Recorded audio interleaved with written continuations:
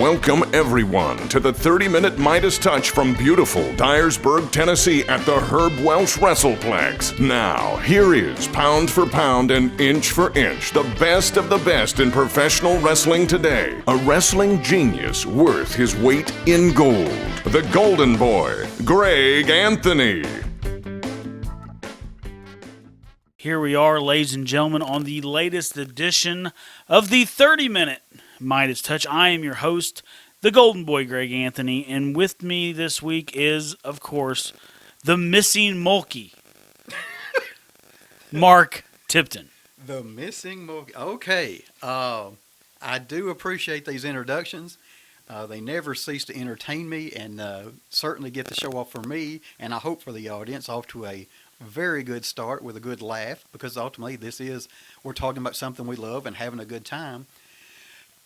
Today, our subject is something that I want to talk about because in our society we have things that are known as thankless jobs.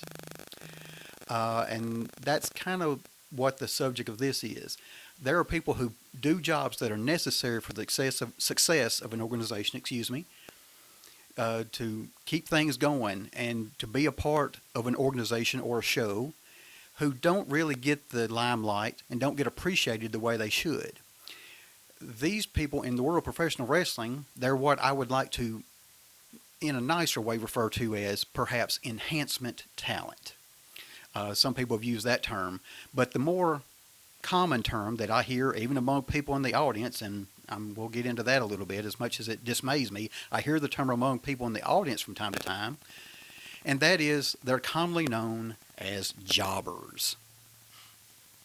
I guess for the beginning, to start on this subject, let's start with from a professional point of view, what is the true definition of jobber? Yeah, true definition is a very good way to put it, because this is one of these things that has this huge misconception around it. Once the internet happened and once fans kind of got a hold of a word and kind of loosely based knew what it meant, they took it and made it mean something completely different, right? So the word jobber is for the guy that was on television back in the studio wrestling days that he couldn't take a hip toss. He couldn't take a backdrop. He was horrible in every way. Maybe he just didn't have enough training, maybe whatever it was, but he couldn't do anything.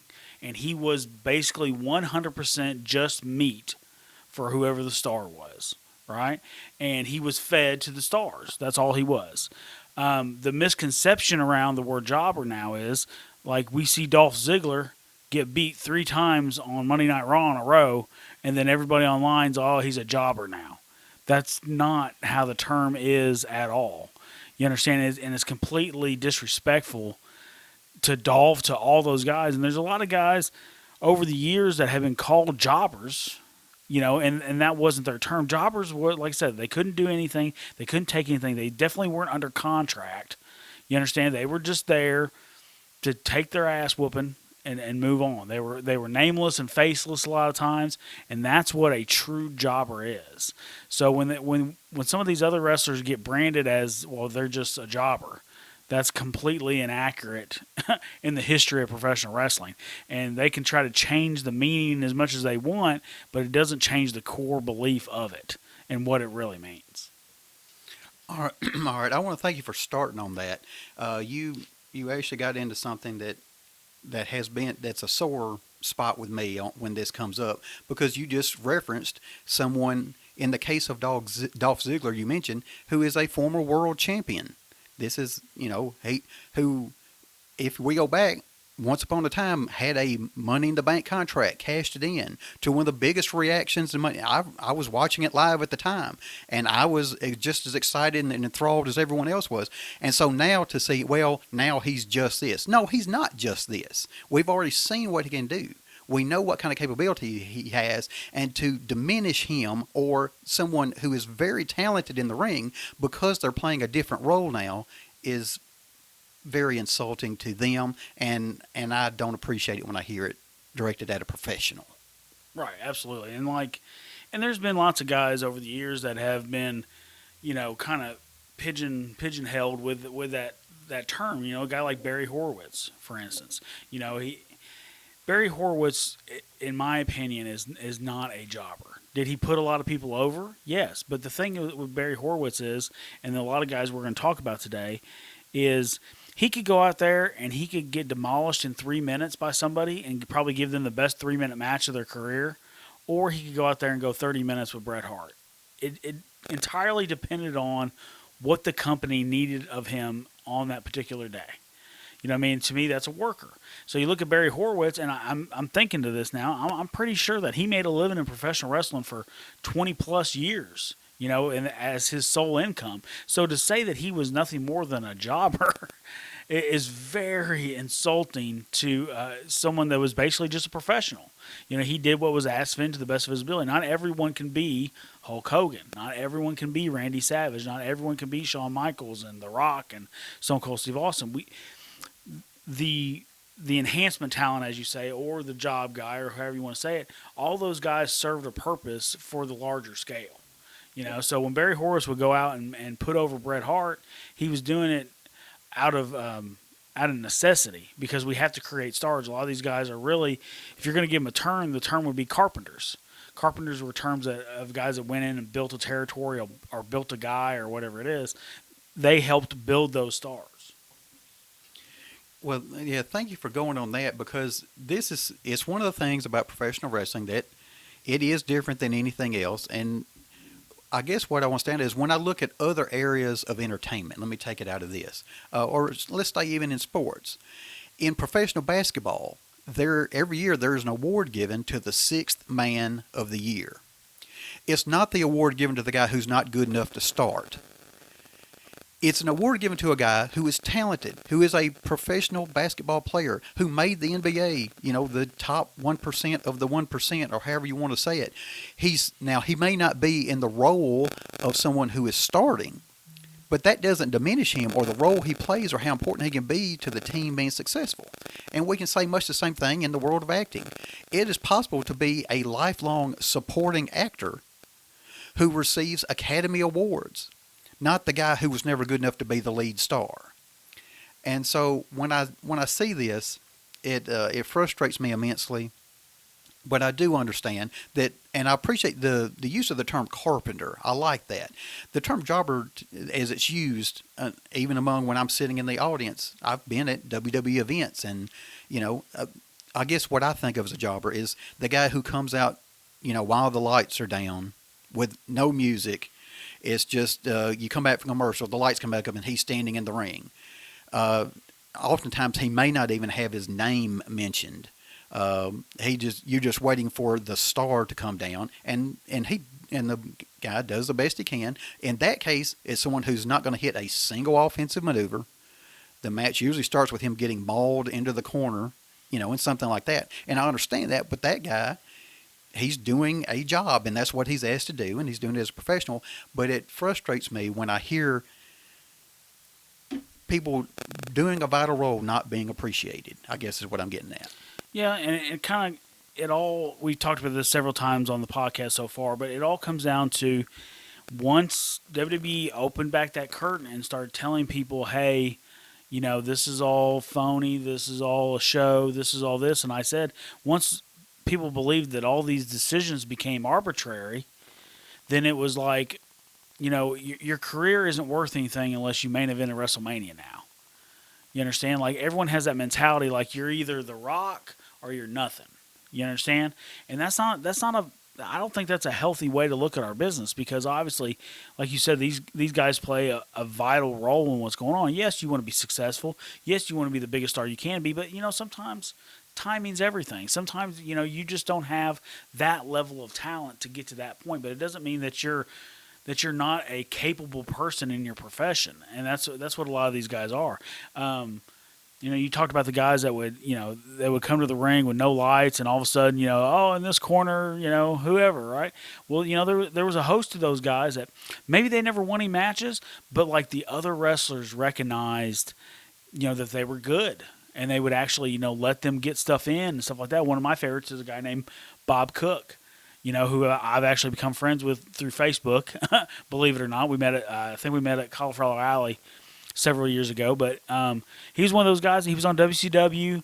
He was trained by Boris Malenko and things like that. And he's a really good talent and actually has one of the best punches I've seen in professional wrestling. And that's what a lot of guys put over when they told me. I think Arn Anderson even just recently said something about Bob Cook on his podcast. And there's just certain guys that everyone understood, hey, these guys aren't beneath me necessarily. It's just they're not getting the same opportunities as me, but they're good. So I'm not going to go out there and just eat their lunch 100%. We're gonna shine. We're gonna have a little bit of back and forth match. Obviously, I'm the star, and I'm supposed to get the win, but we need to get him over just a little bit too. All right. Well, I appreciate that. And mentioning the names there, I'd like to go a little more along that because I try to imagine myself if I'm just in the audience listening to us have this conversation, perhaps to help me understand what the idea of jobber versus carpenter, or in appreciating the roles that everybody has. If we, I'd like to cite some examples and go over, say, and a little appreciation for this guy, for a guy who during his career often didn't get much. Right. And so I'd like to do that here if we could. Sure. Is there anyone in particular that comes to mind here? Well, I actually have. There's one guy that I actually fell down the rabbit hole on YouTube recently, and his name's Rusty Brooks. Now, I'd seen Rusty Brooks on random stuff throughout the years, but it was just one of those things. I saw a match, and I saw he was kind of good, and I kind of started. I went and watched about 7 or 8, 10 of his matches, and he was really good. He was a heavy set guy. He was probably not much taller than me, but he moved like a wrestler. You understand? And he was short and he was kind of dumpy. He almost looked like Humpty Dumpty. That's kind of what he looked like. And he looked kind of older. His hair was he had a bald spot and things like that. He didn't look like he was going to be a star, but he had one of those situations where he exceeded expectations. Before the bell rings, you're looking you're like, oh, this guy has no chance at all, right? Then all of a sudden he starts working and you're like, oh wow, this guy can actually go a little bit. You know what I mean? And I did some research on him. Same thing. He was trained by Boris Malenko and kind of helped with his school a little bit too. So Malenko turned out obviously a lot of good talents in general.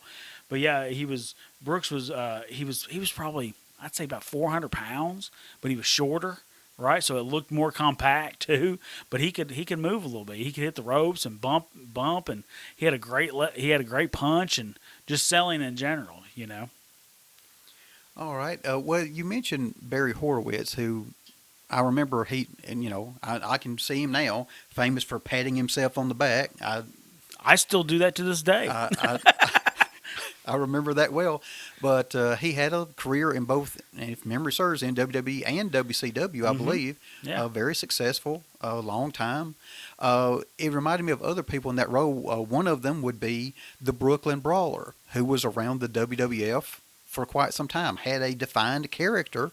He wasn't some anonymous individual, but oftentimes might be referred to as a jobber. Yeah, and it's one of those things he never really got a win on television. He never did this, never did that, but he became an integral part of the corporate structure of WWE, and he was basically the testing ground for a lot of guys. I actually think The Rock had his first match with WWE against the Brooklyn Brawler, and he was the benchmark of, hey, should we take a further look at this guy or should we not? You know what I mean? I think Rock had hit the double vertical, which is the guy hits the ropes, he verticals over him, and the guy hits the ropes behind him, and Rock verticals him, and they run under backwards. So double vertical, right? Rock had hit that on him, and everyone just about shit their pants because it'd been so long since they'd seen a double vertical, and especially from a guy the size of The Rock at the time, right? So, a lot of those guys they're used in that capacity. They're teachers, they're carpenters, they're there to assess other talent and see what's going. That was kind of Brawler's role, and then eventually he became behind the scenes. I think he helped with promos and just overall presentation at WWE. So his fingerprint is on 30 years of WWE, 30, 40 years of WWE. So, all right, certainly. Well, another name, and if we mentioned this, I apologize, mentioned his name before, but along the same lines was Iron Mike Sharp, was someone who came to mind. Now, as I recall, he always had the large... Canada's greatest athlete. Yes. Iron Mike Sharp. And he always had A gauntlet. a gauntlet. Yes, thank you for the word. I was trying to think of what it was. What I always remember is that. But certainly never a guy who was going to, headline a card. Right. But I'm not sure about Iron Mike's career. He was in WWE kind of late. You know what I mean? Like later in his career. So I think he may have been like on top in some of the territories up in Canada and actually did really well. But of course, he was winding down. And it was time to make some money and, maybe save up for, like we talked about, for that nest egg. So, but yeah, he ended up being what, like I said, a lot of uneducated fans would call a jobber just because they probably never saw him won on television. But what he was really doing was he was building the next generation of stars, and that's what a lot of this is. It's building for the future. We're not necessarily worried about, the right here, right now in my ego. We're worried about, hey, this guy can probably draw some money in about 5 years. So let's get him some wins on television so, they can see what he can do. all right. Well, I guess another name that I want to let you talk about there is the name of Dusty Wolf comes up. Let you speak about him a little bit. He's not someone I'm as familiar with, right? But I'll let you speak about him a little bit. I worked Dusty Wolf. Dusty ended up doing. Dusty's done a lot of things. He's kind of like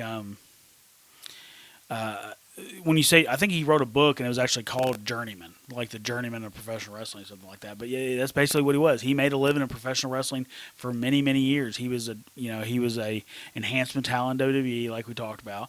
But he also, I think he played Doink after Bourne was gone and Steve Kern was doing it. I think he did some on some of the house show stuff and stuff like that. So he ended up playing the Doink character some. And then he ended up, I think he helped mold and shape a lot of the talents down in Texas, on the independent scene down there, So, like I said, I worked him and everything was fine, when we worked him. So, I mean, he's another guy that, I think they may have ate his lunch a couple times, but, like, they still let him have a little bit here and there. And he was one of the boys that rode the road. You know what I mean? They didn't treat him like, this leper. You know what I mean? These guys had respect too. You know what I mean? Just because they weren't on the top of the card, they needed them. They needed them to build and build and build and build. All right.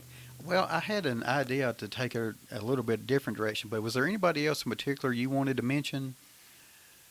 Yeah, I mean, this one's kind of half and half. Okay, so we're talking about job guys, and we're talking about, like I said, these carpenter kind of guys. Well, in the middle of that, there's guys that I think that just the wrestlers just liked. You know what I mean? And the Mulkeys from the NWA, the brother tag team, the Mulkey brothers, I think they fit that mold perfectly because, they weren't much to look at, obviously. They weren't, super impressive in the ring. They really didn't get that much offense, but man, did the fans love them. For some reason, they were everyone's favorite underdog. You know what I mean? And they would go out there and they get demolished sometimes. But this one glorious day, and I remember this vividly, this one glorious day, they wrestled a tag team called the Gladiators, a masked team called the Gladiators. And the Gladiators come out and they start beating down the Mulkeys, right? And one goes to pick one of the Mulkeys up from the apron on a body slam and bring him into the ring. Well, he goes to bring him in the ring. Well, the other Mulkey had been selling, got knocked down behind him, and he was on all fours, and he tripped over the other Mulkey, right? And then all of a sudden, 1, 2, 3, the Mulkeys win, right? And it was one of the biggest. You have to go on YouTube. I'm not sure how many views it has, but I'm sure it has a lot of views because it was one of those things. Like as a kid, like when you're watching it and you see the Mulkeys get demolished every week, then all of a sudden they get a win like that. And it doesn't matter if it was against a made-up tag team that I'd never seen before and the Gladiators, right? But they did it. Well, it would almost be the Washington Generals getting a win over the Globetrotters. Right. Yeah, something like that.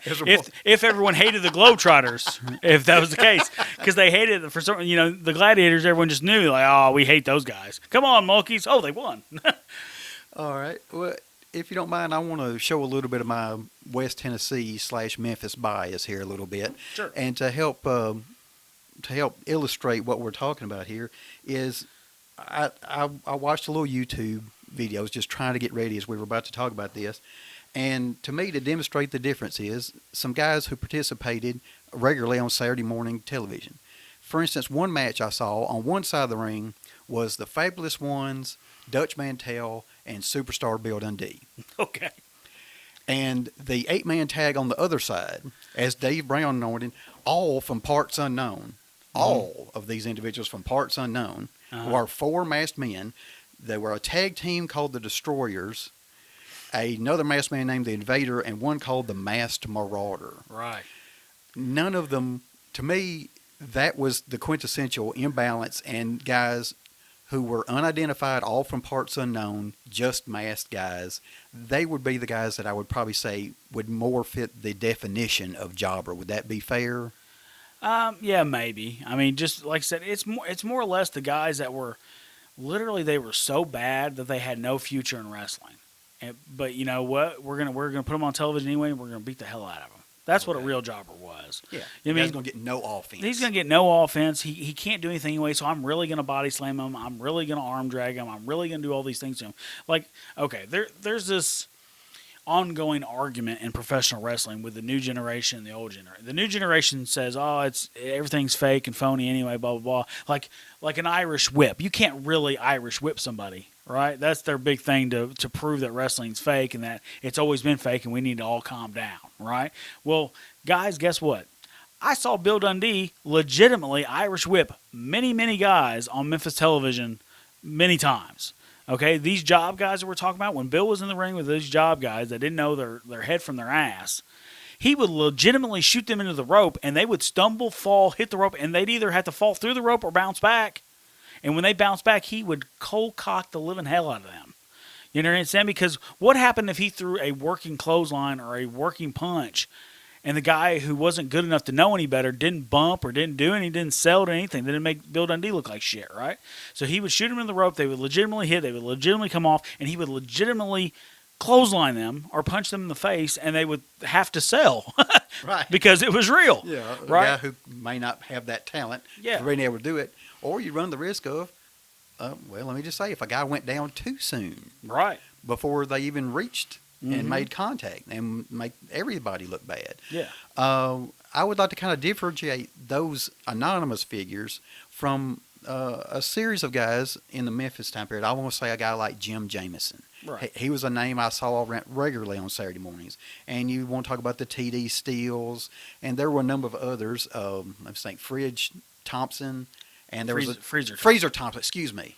My memory is struggling. And there was a manager. Boss Winters had a tag team. I think it was Rough and Ready. Yeah. There were lots of guys who you weren't ever going to see highlighted at the Coliseum on Monday night. Mm-hmm. But they were guys who were, for me, a big part of Memphis wrestling. Yeah. And that's what I'm saying. You need a host of those kind of guys, and that's what's hurting professional wrestling nowadays is that everyone thinks they're a star, so no one wants to do that job. You understand? No one wants to be that guy, but we really need it. You know, like, okay, so WWE, you know, they basically are of the mindset now, like we hire everybody, right? And we'll just take whoever we don't believe in or whatever, and basically they'll be our enhancement guys, right? So, like, their theory is, well, if Roman Reigns beats this enhancement guy, and this enhancement guy actually looks pretty good and works pretty good and stuff like that, then it makes Roman look bigger and stronger. Okay, that's a legitimate theory, and I completely understand it.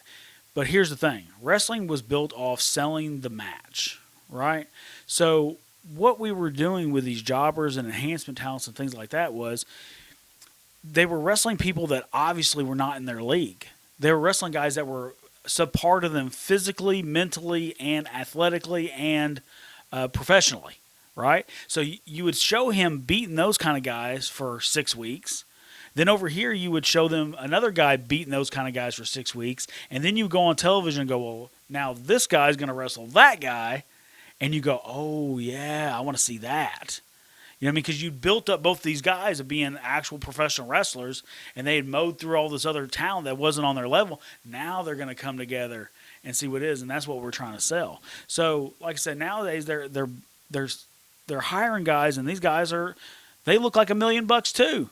You know, in some cases, the enhancement talent is in better shape than the guy that's beating them, right? So, like, where is the draw on that? Like, you understand? Like, where is the, ooh, wow, I can't wait to see that happen, right?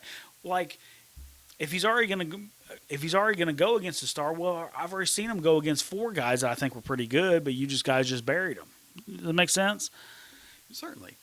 And right now, if I could, I'd like to slip in someone I feel is a terribly underappreciated person who older wrestling fans will remember from the classic is known as 605. You'll see lots of references to 605 on the Superstation. For me, it was 505 because of where I live.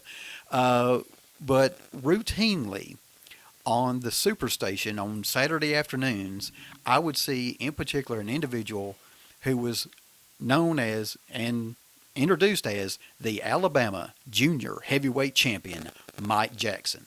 And I would see him week after week get into the ring with the top talent of WCW at the time, and certainly more than hold his own. But he was never going to be the guy at the Omni, build into the big match at the Omni. He was a guy who I felt was really underappreciated, and I'll let you talk about him a little bit. Yeah, I mean, I know Mike. I haven't seen him in years, but we worked several shows together, and he's still amazing. And that's even back then. Like we talk about this now. Like, okay, Mike was in charge of bringing these enhancement guys in, right? So like, what would happen was Mike would book these guys, and then like say Mike was in a tag match against Arn and Tully, right? Well, Mike would get in there first, and Arn and Tully would work with him, and he's good. I mean, Mike's always been good, right? So he would get in there, and he would have these really good shine things with Tully and Arn. Then he'd tag the other guy, and the other guy would get demolished and beat, right?